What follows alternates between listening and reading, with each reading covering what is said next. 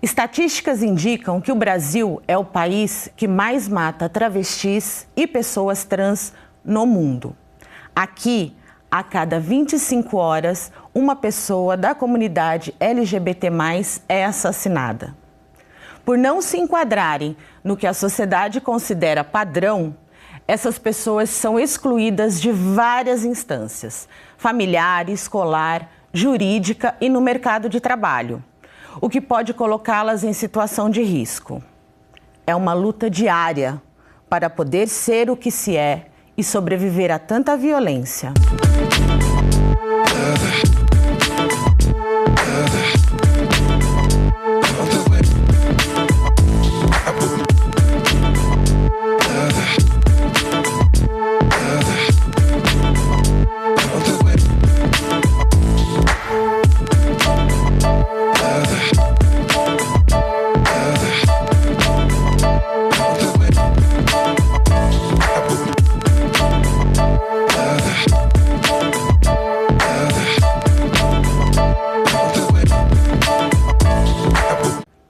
Olá, bem-vindas e bem-vindos ao Educando para a Diversidade.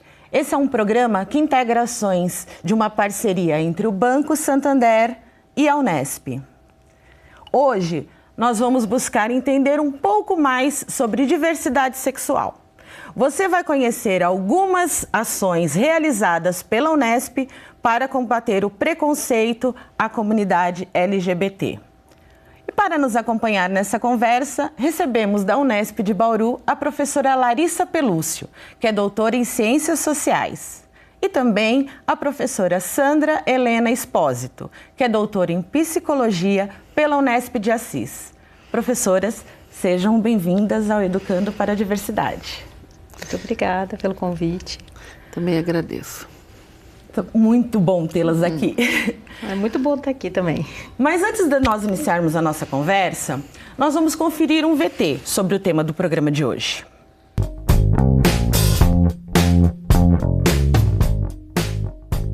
Eu gosto de dizer que eu me identifico enquanto viado. Eu acho que é um termo que tem tomado um tom muito pejorativo. E no momento em que eu trago isso para mim, né, trago isso para o meu discurso, eu no meio isso, né, eu acho que ele toma outro tom político, né, eu acho que ele ganha um outro peso, ele sai um pouco do campo da vergonha e cai mais no campo do orgulho, né.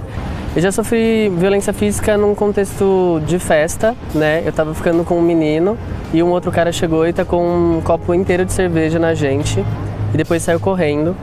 Mas eu acho que o que mais é representativo, o que mais me toca assim, são as violências simbólicas. Uma vez eu estava no mercado com o pessoal da minha república e uma senhora falou para um amigo meu, nossa, esse menino é tão bonito, né? Pena que ele é assim.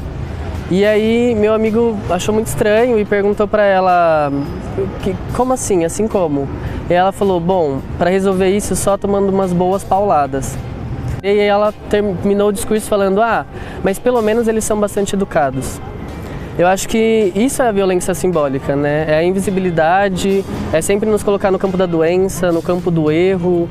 E aí a gente sempre sai por isso, né? Pelo menos a gente tem alguma coisa que salva, né? Eu acho que se a violência física ela machuca, a violência simbólica ela adoece. Recentemente eu voltei para a escola que eu fiz ensino médio para falar sobre universidade pública, né? Eu vim de Umetec, então tem uma questão, eu sou bolsista, eu sou cotista, né? E eu falei também sobre as violências homofóbicas que eu senti naquela escola. E o quanto aquilo foi doloroso para mim, o quanto aquilo podia ter mudado a minha relação com o ensino, podia ter mudado a minha relação com o ensino médio, com várias coisas. Mas o que mais me tocou foi que no final da palestra, um menino veio, assim, sem dizer nada, perto de mim, me abraçou, falou obrigado e saiu. Né? Eu acho que é esse o lance da identificação. Eu demorei 18 anos da minha vida para perceber que eu era gay, porque eu não via pessoas gays, viados, bichas saindo na rua, sendo felizes, namorando, construindo relações, né? Eu via essas imagens como chacota na TV, eu via essas imagens como algo pejorativo, né?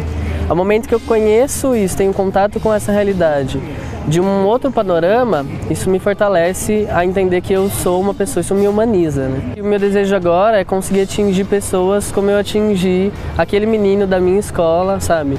E que ele consiga se identificar e dizer que tem orgulho de ser viado mais cedo ainda e conseguir fazer isso como eu faço, como eu consigo dizer hoje que eu sou viado, que eu sou gay e conseguir ter orgulho disso e conseguir enfrentar as coisas de um outro modo. Como dissemos na abertura do programa, o Brasil é o país que mais mata pessoas da comunidade LGBT. E o acompanhamento de organizações atentas, coletivos, grupos de pesquisa, reflexão e discussão sobre os direitos humanos da comunidade LGBT indicam que esse número vem aumentando a cada dia. Professoras, seria importante para nós iniciar essa conversa dizendo o que significa a sigla LGBT+. E por quê? Qual a origem de um preconceito contra as pessoas dessa comunidade? Um preconceito que a gente entende que gera a violência da intolerância e muitas vezes culmina na destruição de vidas, não é? Quer começar, Sandra? Posso fazer alguns comentários, né, sobre um pouco desse histórico, né, do movimento social que vai se articulando nessas diferentes expressões identitárias, que envolvem gênero, diferentes orientações sexuais, né, que no cotidiano, né, sofrem preconceitos semelhantes, violências semelhantes, né, decorrentes do modo como vivenciam seus corpos e seus prazeres, né, suas relações. Essas identificações que historicamente vão sendo alocadas, né, nos guetos, né, nos espaços escondidos da sociedade, vai gerando, né, uma força, né, de mobilização e de enfrentamento, né, dessa marginalização, da exclusão, da falta de acesso. E aí falo especificamente da psicologia, que também tem tentado contribuir, né, para este enfrentamento, colocando, né, a nossa profissão como uma instância parceira, né, ao lado do movimento, né, quando a psicologia se posiciona explicitamente contra a patologização da homossexualidade em 99, mais recentemente contra a patologização da transexualidade e da travestilidade, agora em 2018, né, também, né, são formas, né, de consequências, né, do desdobramento da força do movimento, né, LGBT+, no Brasil e no mundo, né? Então, a sigla que você falou, né, a gente, no Brasil, começa como um movimento homossexual, num momento também de abertura política, que, claro, que na ditadura, o que os países que vivenciavam momentos democráticos estavam passando, né, assistindo em termos de organização coletiva, seja num movimento que a gente chamou de contracultura, que tinha a ver com as questões raciais, né, Black is Beautiful, seja com o movimento pacifista, hippie, feminista, né? E o movimento homossexual, aqui no Brasil a gente estava numa ditadura e isso não encontrava muito espaço porque nossos enfrentamentos eram de outra ordem. Mesmo dentro do movimento estudantil, por exemplo, que tinha uma vanguarda, né, tinha, vamos dizer, uma discussão mais arejada, essa era considerada uma questão menor, como a questão também de gênero associada ao feminismo ou mesmo as questões de masculinidades que demoraram muito a serem encaradas como uma questão de gênero e a ser discutida.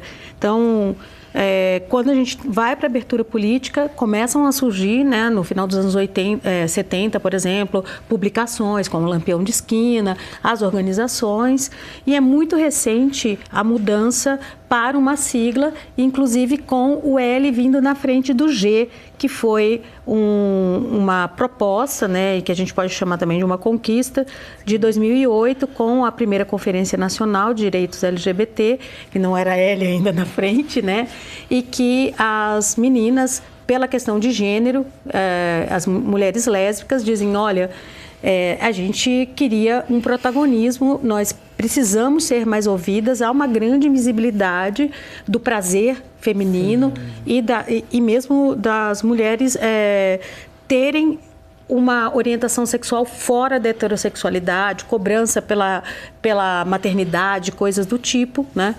Bom, e isso nos leva ao LGBT.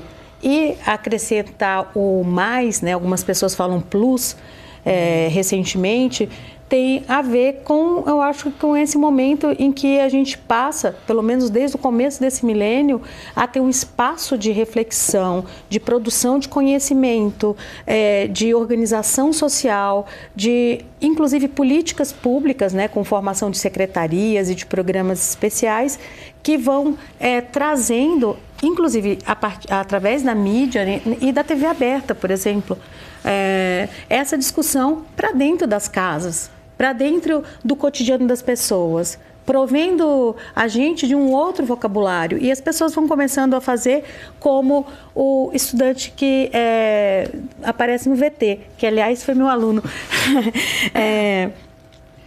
dizendo, né, olha, eu passei, eu não tinha referências e agora eu vejo e me vejo positivado. Toda vez que aparecia a imagem de um homem afeminado, era para ser, era motivo de escárnio, era motivo de chacota. Claro que eu não queria ser daquele jeito, né? Então, quando você vai percebendo que existem outras possibilidades de experienciar legitimamente o seu corpo, o seu prazer, né, vai se formando um outro lugar de reflexão. E isso foi permeando mesmo a sociedade brasileira muito recentemente. E aí, bom, tem mais do que ser travesti, transexual, bom, e as pessoas intersexuadas e as pessoas assexuadas, todas essas questões passam a ser tematizadas. Quer dizer, a gente finalmente reconhece que a sexualidade é política, porque ela gerou muita exclusão. Ela gerou, como já foi dito aqui várias vezes, inclusive extermínios, né? Sim. Pois é, professora. Realmente foi muito importante a participação do Bruno fazer esse depoimento para a gente. E nós preparamos também um VT para falar sobre a diferença entre sexo biológico, identidade de gênero e orientação sexual. O sexo de uma pessoa é definido a partir das características corporais presentes no nascimento. Uma das primeiras perguntas feitas quando um bebê nasce é se ele é menino ou menina. Mas existem também os intersexos, que são aqueles que nascem com órgãos sexuais e ou reprodutivos diferentes do que se espera para o sexo masculino ou feminino, pois eles possuem aspectos de ambos os sexos. Já a orientação sexual diz respeito ao interesse afetivo, amoroso e sexual de uma pessoa em relação às outras pessoas. Os heterossexuais sentem atração por pessoas do sexo oposto. Os homossexuais sentem atração por pessoas do mesmo sexo. Os bissexuais sentem atração por pessoas de ambos os sexos. Os pansexuais têm uma atração sexual ou afetiva independente de gênero ou sexo. E os assexuais não sentem atração por nenhum gênero, mas ainda não há um consenso de que a assexualidade é uma orientação. Ela ainda está em construção. A identidade de gênero se refere às características psicológicas e sociais de um indivíduo. São os sentimentos e as percepções pessoais em relação ao seu gênero. Diz respeito a como a pessoa se vê. Os cisgêneros se identificam como o gênero que lhe foi dado ao nascer. Já os transexuais ou transgêneros identificam-se com um gênero diferente do determinado no nascimento. Muitos têm a sensação de terem nascido no corpo errado. Quando o assunto é sexualidade, são inúmeras as possibilidades. Cabe a nós entendê-las e respeitá-las. Professora Larissa, nós vimos nesse VT que existem diversas possibilidades, né? Há uma pluralidade sexual. E assim como a senhora havia comentado naquele outro momento, fala um pouco mais para a gente sobre quais são os outros aspectos da diversidade, como a não binariedade de gênero, queers, né? Então, eu, assim, tenho um pouco de cuidado com a gente dá muitas etiquetas, né?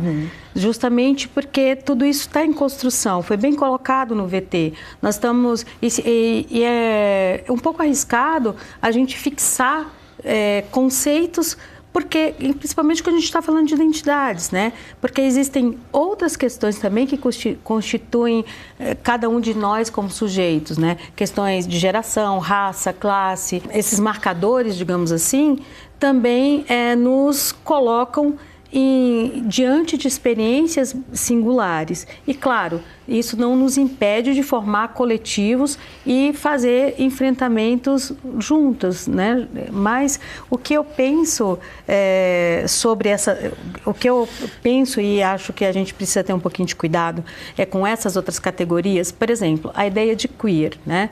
Ela não é identitária, pelo contrário, né? Justamente não é tentar dar um lugar rotulado para o sujeito, mas questionar como que a gente constrói esses rótulos, né?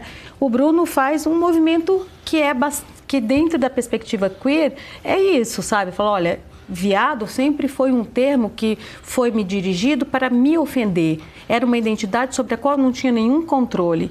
Agora, eu vou ter controle dela, eu vou dizer o que é ser viado, junto com outros meninos, com outros caras, e levar esse termo para um lugar político, como o movimento negro fez, tornando o negro uma cor política, sabe? Não, eu não sou moreninho, né? E os custos que se tem de politizar um termo, como se fez com o termo vadia. Então, o que a gente está vendo é que, a partir do momento que se tem um campo de reflexão mais aguçado e um campo de luta mais presente dessa temática, as terminologias explodem, assim, elas se pluralizam, porque as pessoas passam a ter uma reflexão não naturalizada, né? E não engessada de das possibilidades que elas têm, inclusive para o desejo. E o desejo é político. Nós não aprendemos a desejar fora da heterossexualidade com segurança, né? Por isso que quando se fala em opção sexual, a expressão é errada em vários níveis. E no mais básico, não tem opção, só tem uma. Fora daí, todas nós sabemos que corremos riscos, todos nós sabemos que não é um lugar seguro. E o Bruno mesmo diz, olha, eu não tinha nada de positivo. Sim. Eu me recolhi na vergonha. E agora o que eu estou fazendo é assumir a partir de um outro lugar, né? E um lugar de reflexão, um lugar de enfrentamento, que faz com que eu possa reivindicar e assumir o viado como uma identidade, acima de tudo, política. E ajuda ele a construir a sua própria identidade quando ele compartilha com as pessoas e vê que também, para essa outra pessoa, ele é um fator de segurança, né? Ele traz, assim, questões importantes e exemplos para que essa pessoa possa compartilhar dos mesmos enfrentamentos, mas também das mesmas satisfações, não é? Sim. E nós temos aqui no programa, professoras, um espaço de interação com o nosso público, as nossas redes sociais. E agora nós vamos ver alguns comentários que essas pessoas deixaram para a gente na nossa página do Face durante a semana. Nós falamos sobre quais fatores contribuem para a homofobia. E aí a Isabela disse o seguinte: infelizmente, algumas religiões contribuem para um pensamento homofóbico. Também teve a participação do Caio, que disse assim: a ideia do diferente ainda incomoda muito. Com essa onda retrógrada de conservadorismo que vem crescendo no Brasil, a LGBTfobia a mais acaba só aumentando. Como sempre, a educação é a chave para combater esse mal. E a gente acredita que o Caio esteja falando de educação como esse produto cultural, né? Não só num espaço de formação específico, né? Como as escolas, as universidades, mas como um produto cultural, de ideias, não é? Que nós podemos compartilhar e transformar essa cultura, né? Para uma cultura de não violência, uma cultura de paz, né? E nós vamos agora para um breve intervalo comercial, mas você também pode continuar participando com seus comentários e perguntas usando a hashtag #EducaDiversidade. A gente volta já para continuar falando sobre diversidade sexual.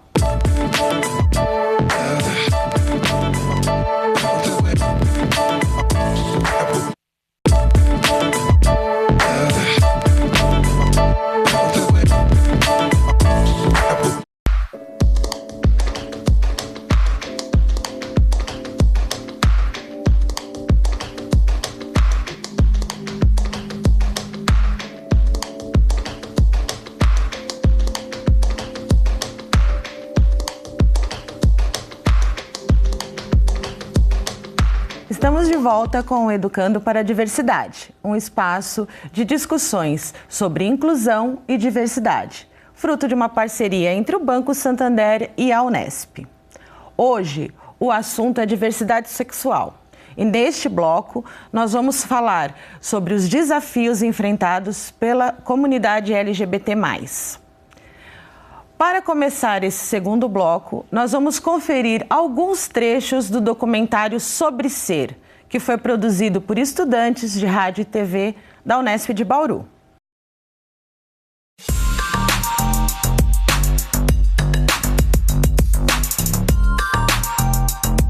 Meu nome é Olga Barbosa, eu tenho 22 anos, sou formada em moda, eu sou uma mulher trans, mas acima de tudo eu sou uma mulher. Quando a gente fala de trans, é quando você biologicamente nasceu em um corpo errado. O Brasil é o país que mais mata pessoas trans, né, no mundo. E ao mesmo tempo saiu uma pesquisa há um tempo atrás que também é o país onde mais acessa vídeos de transexuais no sentido pornográfico, sabe? Você sente muita atração por mim, tanto que você assiste um pornô onde tem uma mulher trans, mas ao mesmo tempo você me mata todo dia, sabe? É que não tem nada de fácil, assim. Nada. A pessoa trans não consegue emprego, ela é totalmente tirada do mercado de trabalho. E aí temos a prostituição. Sei lá, aconteceu alguma coisa, eu preciso ir no hospital. Eu não vou ser tratada como Olga, eu vou ser tratada como Caio. E eu vou ter o menor do tratamento no hospital. Eu também me apaixono e eu também sinto carência, muita carência. Que eu também tô aqui, sabe? Eu não tô aqui só na hora que as pessoas precisam tirar uma foto ou só na hora que elas precisam gozar, sabe? Eu tô aqui na hora que eu só quero dormir de conchinha, ou eu só quero acordar às 3 horas da manhã e tomar um chá e olhar pra uma pessoa que tá, tipo, ali do lado e falar, nossa, tem alguém, sabe? Seja você mesmo ou você mesma e assuma isso, sabe? Fala pro mundo, assim, deixa muito bem claro, tipo, sim, sou trans. É bom falar isso. Nós vimos no primeiro bloco com o Bruno Faria e agora com a Olga Barbosa que existem dificuldades, mas também muitas satisfações quando as pessoas assumem os seus aspectos da diversidade. Viver em estado de anulação, que é o mais prejudicial.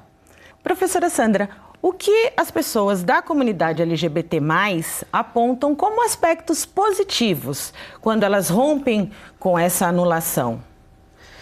Então, a visibilidade, né, a possibilidade de ser e de estar no mundo, expressando seus afetos, expressando desejos, né, construindo as relações a partir de um referencial onde a orientação sexual ou a identidade de gênero não é escondida, né, possibilita movimentos emancipatórios, construção de projetos de vida com mais potencial, né, de realizarem os verdadeiros anseios dessas pessoas, né? Isso contribui, né, para uma construção subjetiva, né, de menos sofrimento, né? Diminuindo um pouco as sequelas das vulnerabilidades associadas, né, a esse estilo de vida, né, que a gente poderia dizer dentro do armário, né, que a gente poderia dizer fora, fora da sociedade, no sentido da ausência, né, de direitos ou com dificuldade de acessar as políticas públicas, né? Quando há a possibilidade de se assumir, há a possibilidade de se expressar, né? E se encontra caminhos para viver na sociedade em que essa anulação ela minimize ou deixe de existir, né? Subjetivamente, nós temos a construção de uma possibilidade de autonomia, né, possibilidade de realização, né, maior. Professora Larissa, entre os enfrentamentos, nós temos a LGBTfobia, né? Como a gente caracteriza essa violência? O que existe no espectro dessa LGBTfobia? Olha, pelo que as pesquisas mostram, né, ouvindo pessoas que passaram por diversos episódios que, inclusive, em algum momento elas nem identificaram como preconceito, né? Lembro de uma pesquisa com pessoas trans e trabalho, uma das pessoas, que é uma mulher trans, diz, não, no meu trabalho eu não sofro violência, porque... Assim, o simples fato dela ter uma carteira assinada, um trabalho formal, já parecia para ela suficiente, né? E eu não estou dizendo que essa pessoa não tem essa consciência, mas como a Sandra estava dizendo, as inviabilidades, né, são tantas, o não reconhecimento cotidiano, se para a maior parte das pessoas a violência é algo episódico, para pessoas trans, pessoas travestis, ela é algo cotidiano. Então, muitas vezes, um reconhecimento, ainda que parcial, parece suficiente. E eu explico, para fechar esse exemplo. No crachá desta pessoa constava um nome masculino e não um nome feminino, né? A gente está falando também de um outro momento em que em várias empresas ainda tinham maior resistência e nós não tínhamos nenhum mecanismo legal também para essas garantias, né? Então, quer dizer, o reconhecimento de que ela era uma pessoa capaz de exercer uma profissão, né? De ter uma sociabilidade laboral, já era para ela suficiente. Talvez hoje essa mesma pessoa já não achasse mais suficiente aquilo que lhe era dado. Então, para a gente mensurar também a própria LGBTfobia, né, muitas vezes a gente tem que fazer esse exercício dessa escuta do que as pessoas têm experienciado, como o Bruno nos diz. Olha, eu fui percebendo que muitos momentos da minha vida eu fui empurrado para dentro de um armário, da invisibilidade, da negação, né? E às vezes a gente não consegue perceber que esse tipo de preconceito está na piada que era só uma brincadeira. Você é que não tem bom humor. Brincadeiras com aspas, né? Porque se um dos lados não se diverte, né? Ou então, sim, se você não ri, você é que é a pessoa errada, porque na verdade você não tem humor para lidar com a minha forma tão expansiva de ser, que é te diminuindo, sublinhando aquilo que aparece como defeito, né? Então, quer dizer, eu não preciso pensar sobre quem eu sou, só você. Né? Sim, então, essa é uma violência como as outras que nós temos um VT para conferir, alguns dados e estatísticas que vão comprovar esse tipo de violência. Vamos ver? Segundo o estudo do Grupo Gay da Bahia, 445 pessoas não heterossexuais foram mortas ou cometeram suicídio no Brasil em 2017, vítimas de homofobia. Mas os números podem ser ainda maiores, já que muitos casos no país são registrados como homicídio e não como crime de ódio. Os homens gays são as principais vítimas, correspondendo a 43,6% dos casos, seguidos das pessoas trans, lésbicas e bissexuais. Porém, comparando-se com o número total de homens gays, o risco de uma pessoa trans morrer por homotransfobia é 22 vezes maior. A população LGBT também é vítima de outros tipos de violência, como a física, a psicológica, a sexual e a discriminação. Em 2016, o Disque Direitos Humanos recebeu 1.876 denúncias. Nós vimos que os casos de violência são recorrentes, como agressão física, verbal e a psicológica, além das tais piadinhas que reforçam alguns estereótipos. Professora Sandra, como a gente pode identificar no cotidiano esses comportamentos LGBTfóbicos? Seria esse o termo, não é? Bom, eu acho que, né, uma forma de identificar são processos de diferenciação, de estigmatização, por exemplo, em grupos escolares, né, um isolamento, né, silencioso de determinados alunos considerados, né, meninos afeminados, meninas masculinizadas, crianças transexuais. Então, esse silenciamento, né, esse isolamento é uma forma extremamente perversa, né, de violência psicológica, simbólica, né, que vai gerando o isolamento social, que vai gerando solidão, quadros depressivos, enfim, né, que existem estudos dentro da psicologia que têm mostrado que essas formas de discriminação no ambiente escolar, no ambiente familiar, né, que também, né, a exclusão das pessoas LGBT, né, do convívio familiar, ou até expulsão de casa, que é um fenômeno também bastante comum, né, vai gerando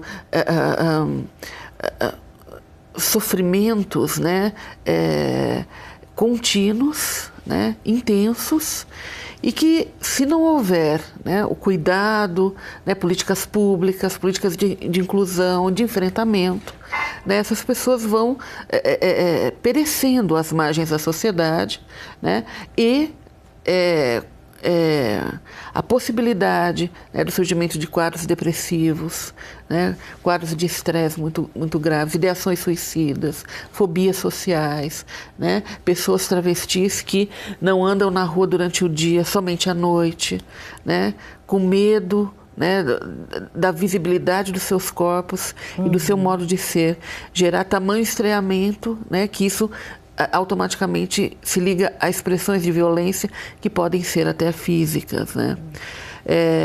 O caso recente da travesti Dandara, né, que infelizmente, né, foi transmitido, né, nas redes sociais, né, o modo como ela foi morta, né, e o quanto havia a naturalização das pessoas que cometeram esse assassinato, né, em apresentar isso, né, nas redes sociais, né? Tipo, olha que legal que fizemos, quer dizer, que tipo de violência é essa, né? Então, e ao mesmo tempo em que isso indignou grande parte, né, das pessoas, também, né, confortou algumas, né? Sim. Confortou algumas que falaram assim, tá vendo como é errado? Né? Esse tipo de aberração não pode existir, tem que sumir, tem que, né, ser eliminado por nós, né? A gente chama isso de overkill, né? Que é uma super matar, né? Matar muitas vezes. E alguns corpos, assim, parece que exigem uma eliminação tão reiterada, tão profunda, espetacular, né? E espetacular, como a Sandra estava falando, né? Não, gera uma indignação de uma parte da população, mas também impacta um monte de pessoas que estavam talvez ousando dar um próximo passo, falar para a família ou publicizar, né, o seu desejo, a sua expressão, e se recolhem, porque é claro que isso te enche de medo. Sim. E olha, embora a gente tenha a nossa Carta Magna, né, a Constituição, que diz assim, que somos todos iguais em direitos, só que não.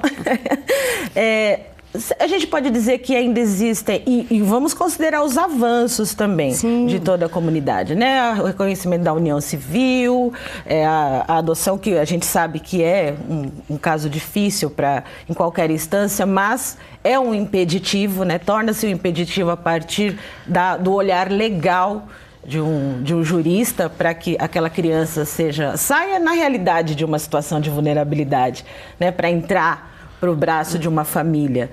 Nós podemos dizer que ainda faltam leis de proteção?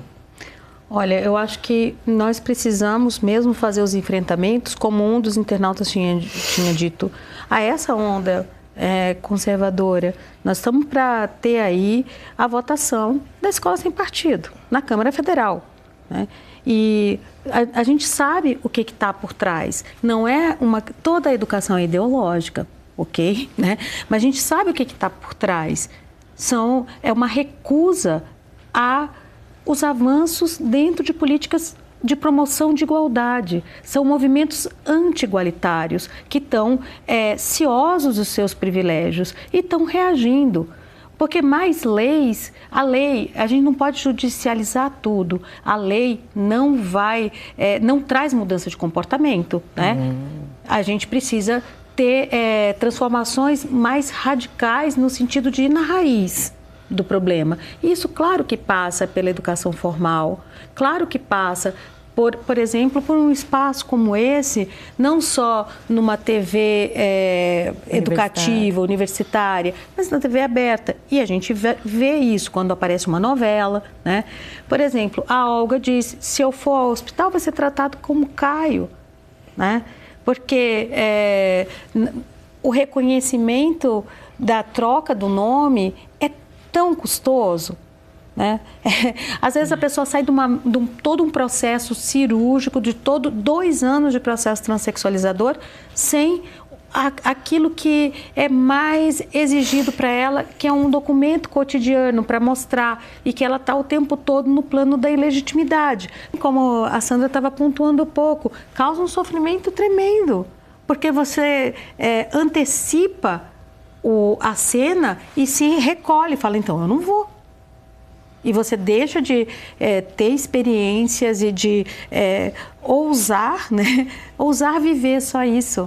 Porque você teme, e não teme em vão, né? Porque estão dados concretos que chegam até você, ou experiências já vividas que te fazem ir para esse apagamento, para essa anulação, para esse recolhimento. Eu queria complementar um pouco sobre essa questão das leis. Eu acho que o que a Larissa falou é perfeito. Mas, assim, eu acho que também não precisamos de novas leis, entendeu? Se a gente conseguisse cumprir as que estão aí, né, a gente já teria um ganho absurdo. Então, entendo que o conjunto de leis que temos, né, ele está avançado para as nossas necessidades, mas a possibilidade delas estarem sendo plenamente aplicadas ainda não existe. E só mais uma questão. A gente falou um pouco da mídia, né? A gente falou um pouco da questão de hoje podemos ver representada, né, relações homossexuais, pessoas transexuais, né, em canais da TV aberta, mas concomitante a isso, em outros canais dessa mesma TV aberta, nós temos expressões, né, de estigmas, preconceitos, né, que vão dizer, né, que está errado, né, que tem que curar, que tem que mudar, né, que ali tem uma expressão negativa da vida, né, aí cada um põe um nome na expressão. Então, quer dizer, a gente está nesse momento, né, e só complementando também a Larissa com relação ao projeto, né, Escola Sem Partido e tal, é um momento de disputa, uma disputa que se reposiciona, os grupos e os interesses e as questões políticas vão se realocando e, de novo, olhando para os corpos, para a vida, para os desejos, né, como um espaço de disputa do que a gente deve ser e como a gente deve ser. Não é uma lei, né, que vai dar conta dessas subjetividades que violentam, né, e que colocam as pessoas nesses espaços vulneráveis, né? E nós temos mais alguns comentários aqui da nossa página no Facebook que a gente recebeu durante a semana. Eu vou ler aqui o comentário do Bruno. Ele diz o seguinte: no caso de homens gays e mulheres trans, entendo que um dos motivos da homofobia é a nossa sociedade predominantemente misógina, na qual tudo o que é feminino é inferior. Homens gays e mulheres trans, neste caso, seriam aqueles que não são homens de verdade e, portanto, sofrem violências semelhantes às das mulheres. Isso explica o argumento homofóbico. Tudo bem ele ser gay, só não precisa ser afeminado. Você também pode mandar suas perguntas e comentários usando a hashtag EducaDiversidade. Nós vamos fazer um breve intervalo e já já a gente volta continuando a nossa discussão sobre diversidade sexual. Até já!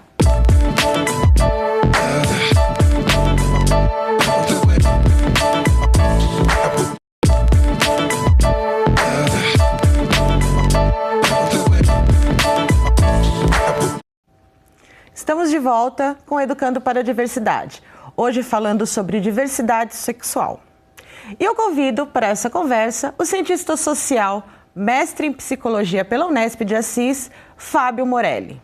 Fábio, seja bem-vindo ao nosso programa. Muito obrigado, Patrícia. Antes de mais nada, queria agradecer o convite e dizer que é um privilégio estar entre mulheres tão empoderadas que me inspiram com o compromisso de vocês com a transformação da realidade social. Obrigada. Mas antes da gente continuar esse bate-papo, nós vamos compreender um pouco mais sobre a luta da comunidade LGBT por mais aceitação, respeito e direitos, luta do decorrer da história. Vamos ver? No fim da década de 60, em Nova York, leis criminalizavam as chamadas condutas homossexuais. Centenas de pessoas se reuniam em um dos poucos espaços de acolhimento existentes, o bar The Stonewall Inn. Em uma noite, oficiais invadiram o local, mas encontraram resistência. A partir deste acontecimento, protestos começaram a marcar anualmente a data, que foi precursora das paradas que vemos atualmente. Em 1980, no Brasil, o Teatro Municipal de São Paulo tornou-se palco de manifestações. Militantes de 13 organizações protestaram contra operações policiais que prendiam arbitrariamente, espancavam e até matavam travestis, homossexuais, negros e desempregados. No ano de 2004, pela primeira vez, o governo federal criou uma campanha contra a transfobia, com o tema Travesti e Respeito. O dia 29 de janeiro ficou registrado como o Dia Nacional da Visibilidade Trans. A Parada do Orgulho LGBT em São Paulo é hoje um dos maiores eventos de visibilidade LGBT do mundo. A primeira edição, em 1997, contou com cerca de 2.000 pessoas. A de 2017 reuniu mais de 3 milhões. E a luta continua. Essas informações estão disponíveis na página do projeto Acolhida, produzida por William Orima, aluno de jornalismo da Unesp. Nós acabamos de ver que a Parada do Orgulho LGBT é um espaço de representatividade e um ato político. Fábio, qual a importância de ações de visibilidade como essa? Qual é o papel do governo nisso? Como seriam as ações afirmativas? Bom, Patrícia, as atividades de afirmação de dados são fundamentais para que se haja conquista e avanço nos direitos, porque se você vai pensar em políticas públicas, você tem que pensar para quem, se são políticas para gays, o que são gays e o que faz de um gay o gay. E isso quem constrói são as próprias identidades. Então, investir em políticas que contribuem com a afirmação de identidades positivamente é fundamental para que se avance. Entretanto, é um pouco complicado porque, ao mesmo tempo em que essas ações elas criam positividade nas identidades, elas também criam normatizações perigosas, assim como eu acho que foi a questão da identidade gay, que passou a ser exportada para o mundo de acordo com o panorama norte-americano e que depois foi sendo cooptada pelo mercado, pela GLS, dando uma certa estética dos corpos dos homens gays, um modo de se comportar, não ser afeminado, como foi dito aí, ou no próprio comentário que o Bruno faz, o quanto que é importante às vezes a gente se definir aqui no Brasil, no contexto brasileiro, como viado, como bicha, a fim de positivar essas identidades, né? E aí até agora no programa ficou muito claro o quanto que essas identidades são um campo de disputa ainda em construção, né? Então, por um lado, essas ações afirmativas, elas contribuem para um avanço, mas ao mesmo tempo elas contribuem para uma normatização de identidade que não representa todo mundo. Por exemplo, a questão da parada gay, que não dá uma ênfase para a questão das travestis, ou de transexuais, ou de lesbianidades. Aí você vai ver uma presença massiva de homens, tanto que em 2018, um grupo de homens trans organizaram, acho que 2 dias antes da parada, mas na mesma semana, uma marcha trans dissidente da parada domingo oficial, a fim de exigir pautas mais específicas, que eles não se reconhecem na grande parada. Em relação ao papel do governo, só pode ser agido após a questão de políticas de afirmação de identidades, e aí o governo é uma questão muito complexa, porque você está falando de políticas públicas de trabalho, de garantia de acesso ao emprego e permanência e com respeito às identidades de gênero e de orientação sexual, políticas ligadas à educação, informação, saúde, segurança pública, que também é um grande problema. A maior parte dos travestis no Brasil não vem na polícia, por exemplo, segurança ou garantias de que elas serão protegidas, né? Então, como vocês bem estavam dizendo, a legislação ela não garante a cidadania plena a todos e todas, até porque a lei também é um lugar de disputa e boa parte das conquistas que foram citadas é importante destacar que são garantidas pelo Supremo e não são leis, né? São brechas que o Supremo julga e que abre jurisprudência, mas que não são leis produzidas pelo Legislativo que possui uma força maior que o Judiciário no estabelecimento dos códigos, né? Professora Larissa, e se nós falamos de instituições, a universidade como uma instituição, qual é o papel dela nessa discussão? Qual a importância da gente fazer esses debates no meio acadêmico? E quais os projetos, por exemplo, que a Unesp tem tido em relação a esse assunto? Olha, é absolutamente fundamental. A universidade pública ainda é um lugar de produção crítica, um lugar arejado. Eu acho o depoimento do Bruno emblemático, porque quando ele diz, olha, eu entro como cotista, eu venho dessa trajetória, e ele chega aqui na Unesp e encontra não só um campus, né, mas um campo de debate com a formação de coletivos. A universidade fomenta esse tipo de ação, né, permite que você tenha também um tempo dilatado para essa reflexão. Não existe vamos dizer, um silenciamento, e quando ele existe, vem de alguns setores, seja personalizado, né? Num funcionário ou numa funcionária, ou num professor ou professora, essas pessoas já estão suficientemente municiadas, teoricamente, no debate, na troca de experiências, para fazer os questionamentos, para fazer denúncias, num caso mais extremo, né? E cobrar reações, atitudes, e no plano também da produção de conhecimento. A gente tem hoje grupos de pesquisa voltados para essa temática em todas as Unesps, né? Alguns mais sublinhados nessa temática, mas as discussões das diferenças, né? Que eu gosto mais de pensar em diferença do que diversidade, porque a diferença pressupõe também a convivência, o friccionar das nossas ideias, né? E não, sabe, doado cada um no seu quadrado. Você pode ser diverso, mas não aqui junto comigo, né?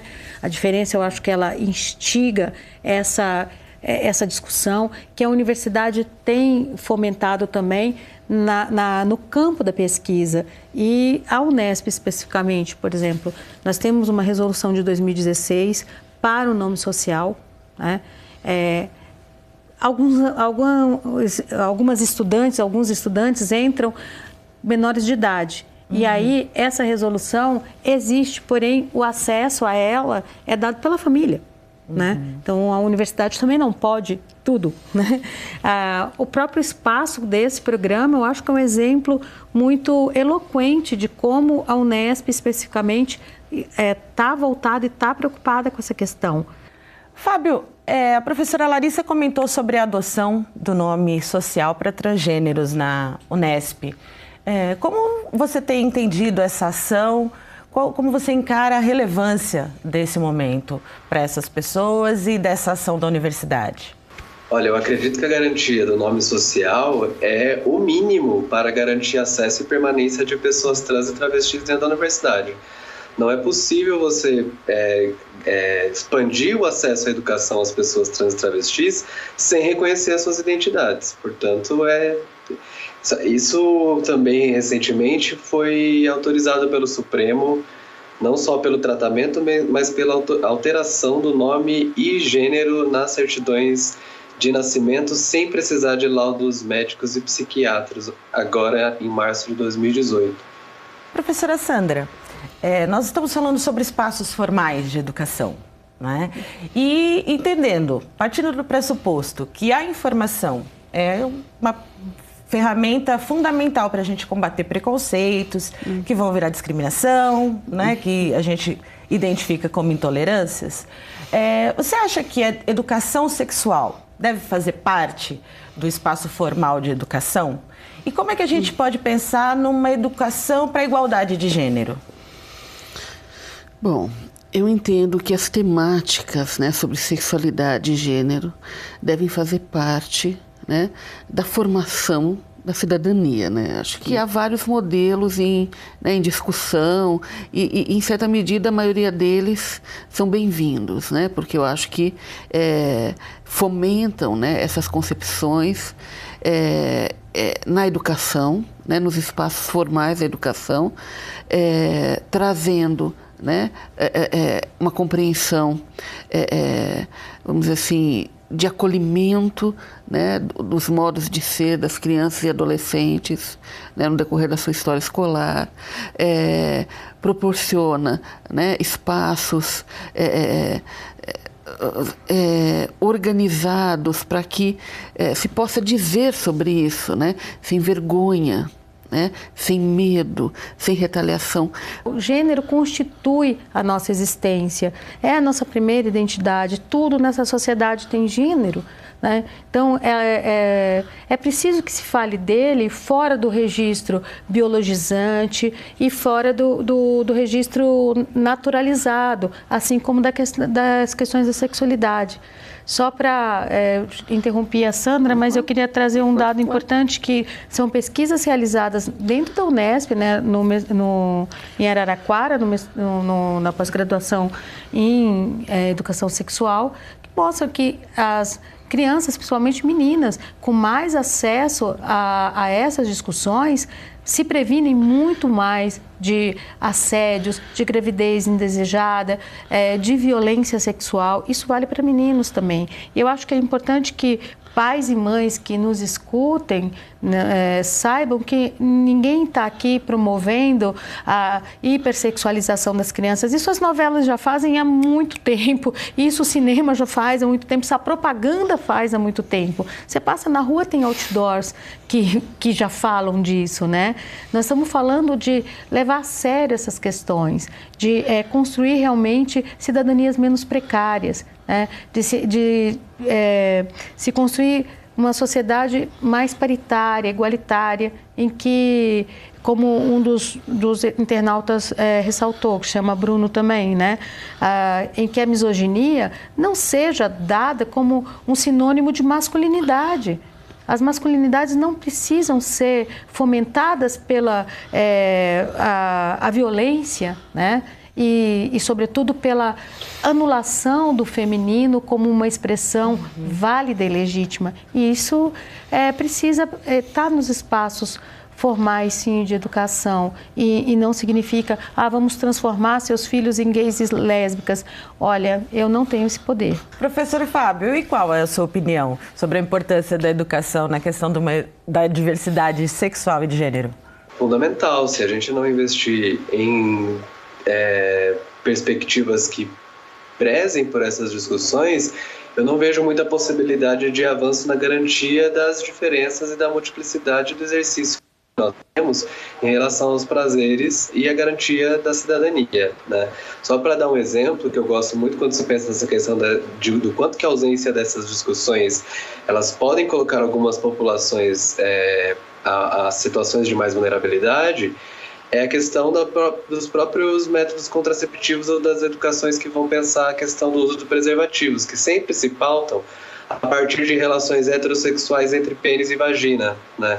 E aí, por exemplo, meninas lésbicas que não têm o sexo com o pênis da maneira como que está configurado, quais são os riscos de se contaminarem? Elas não têm essas informações na escola, portanto, às vezes ficam mais vulneráveis para alguma infecção de alguma doença. Então, tanto dessa questão de aumentar a vulnerabilidade pela ausência dessas discussões, assim como a questão de você garantir o respeito às diferenças da nossa potencial pluralidade de exercício de gênero e da sexualidade.